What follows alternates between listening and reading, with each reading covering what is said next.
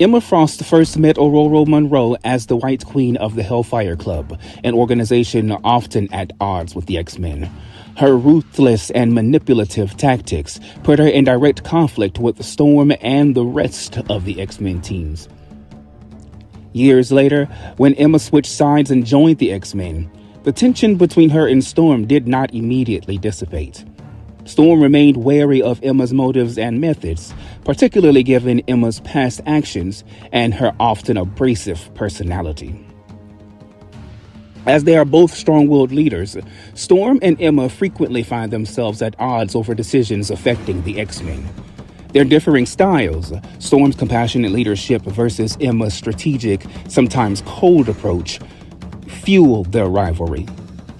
Despite their differences, Storm and Emma have often had to cooperate against common threats to mutant-kind.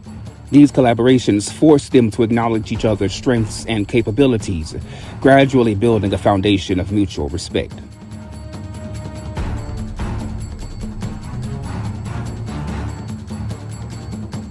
Now, in the age of Krakoa, where mutants have established their own nation, Storm and Emma both serve on the Quiet Council, the governing body of Krakoa. This new dynamic requires them to work closely together, making critical decisions for the future of all mutant-kind. This morning, during the Quiet Council meeting, Emma Frost notes Kate Pryde's absence. Emma and Sebastian Shaw exchange barbs, with Shaw mocking Kate's inability to manage her responsibilities. Now, Krakoa, Hellfire Bay. A furious storm flies to the balcony of the White Palace, where Emma waits for her. I told you! Storm's voice echoes through the atmosphere. Every time you traipse into our lives, it all goes to hell. Storm stomps toward Emma as tears stream down her face. I said this would happen. I recall. Until we knew what was happening with Kate, she should have been on the island. You know as well as I that she would not have tolerated being stuck on the island. Where were you when it happened? Fashion Week? On the moon, slinking around with Scott again? Oh, no, my mistake. You must have been over at Tony Stark's. I was doing my job. I might ask where the vaunted Omega-level mutants I arranged to shadow her were, but... Storm slaps Emma in the mouth. But as I was about to say... Storm draws back her hand to strike again. I know you were doing the important work of delivering our people to Krakoa.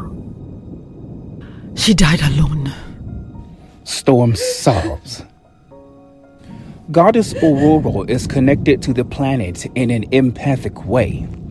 She has always had to hold her emotions at bay, lest she destroy the very planet she loves. But right now, she cannot hold back any longer. Goddess?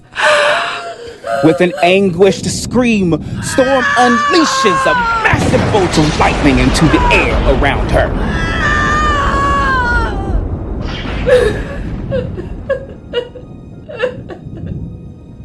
In the sad silence that follows, the two women embrace. Ororo, I am sorry. Here, let me give you a long overdue hug. Emma expresses her gratitude to Storm for her role in mutant resurrection. She also telepathically shares her emotions from the day Storm presented a resurrected Cyclops to Krakoa after the attack on the Orcus Forge. It was that moment that the magnitude of what Charles and Eric were attempting to do finally gripped me. You made me feel like mutants could do anything. She promises they will find a way to bring Kate back. Storm and the White Queen have never truly liked each other. Like Storm and Callisto, Storm's history with Emma Frost has been tenuous, to say the least, especially whenever it came to Kate Pryde. Now the White Queen gives me hope. Today is truly humbling. If you like. Emma says as the two women finally let each other go. You could knock me all around this room, if it will make you feel better. Just let me turn into my diamond form first, darling.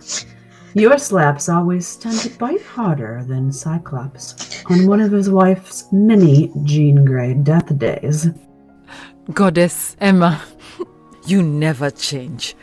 Storm wipes away her tears. Emma, I just want my goddaughter back. Meanwhile, on the opposite side of Hellfire Bay, at the Black King's Blackstone Palace, Sebastian Shaw sees the smoke coming from Emma Frost's White Palace from his opulent dining room. He joins his son Shinobi, and he smiles.